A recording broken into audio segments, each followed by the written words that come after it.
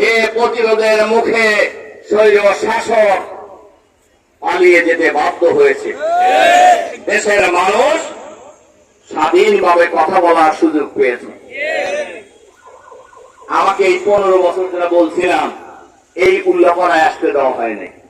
উল্লাপাড়া আমার বাড়ি না, বলেন ভালো কিনা? উল্লাপাড়ার লোকেরা আমাকে ভালোবাসে না?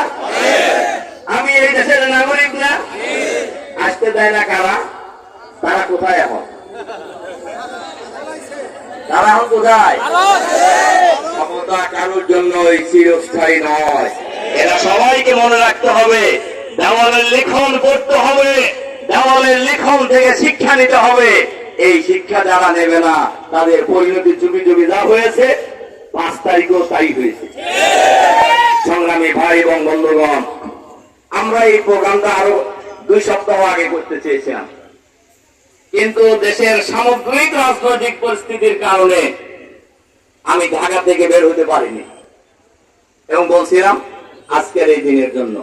ইতিমধ্যেই বাংলাদেশের ভারত থেকে আকস্মিক বাঁধ খুলে দেওয়ার কারণে 8-9টা জেলা এখন পানির নিচে, আপনারা জানেন। অসময়ে আমরা তাদের প্রতি সমবেদনা জ্ঞাপন করছি।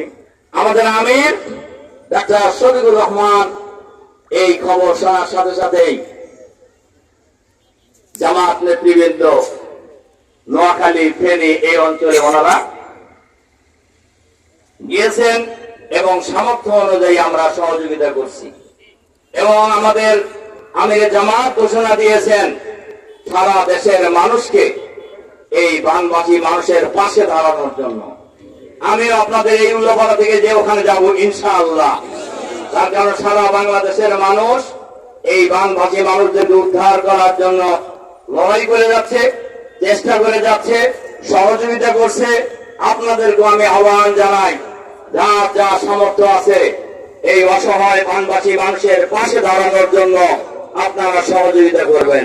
সম্ভব হলে নিজেরা আপনারা যাবেন, আমরাও যাব ইনশাআল্লাহ। ইনশাআল্লাহ। সর্বশেষ যে কথা বলে আমার কথা শেষ করতে চাই, কথা এত 15 বছরের জমা কথা বলুন যে কি পরিমাণ, এটা এক সময় নিরিবিলি বড় মিটিং করে আমি জানাবো সেগুলি। তবে আমরা উল্লাপাড়া, সলঙ্গা এই অঞ্চলের মানুষরা আমরা শান্তি প্রিয়। কি বলেন?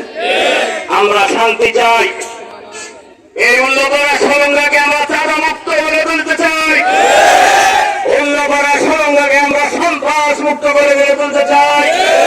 কোন চাঁদাবাদ যদি কোন ব্যবসায়ীর বাড়িতে চাঁদা দেওয়ার জন্য যায়, গাছের সাথে বান্ধা রাখেন, আমাকে খবর দিবেন গাছের সাথে বান্ধা রাখার পর।